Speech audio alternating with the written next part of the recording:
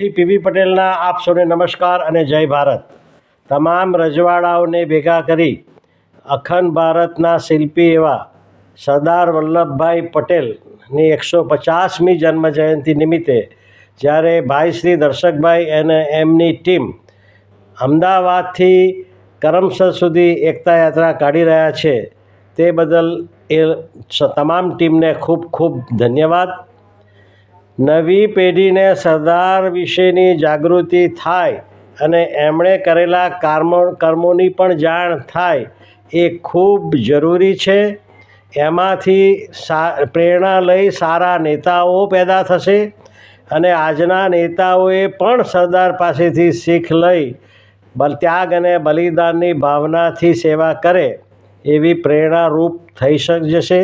એ માટે આવા કાર્યો કરવા જોઈએ અને સરદાર પટેલનું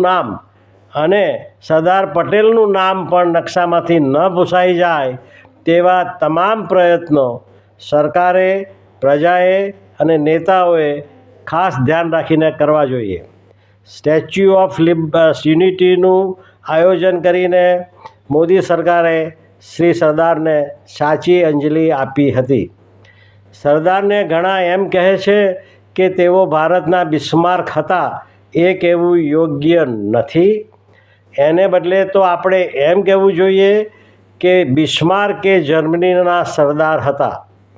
સાચા અર્થમાં સરદાર જેવું ત્યાગ અને બલિદાન બહુ ઓછા નેતાઓએ આપેલું છે, એ માટે ગૌરવ છે। અને હું કરમસદનો વતની હોવાનું પણ મને ખૂબ ગૌરવ છે અને કરમસદનું ગામનું નામ સરદાર સાથે અમર રહે તેવા પ્રયત્ન બધા કરવા જોઈએ। અને ફરીથી આ એકતા યાત્રા માટે મારી શુભેચ્છાઓ પાઠવું છું। નમસ્કાર, જય હિન્દ, જય ભારત।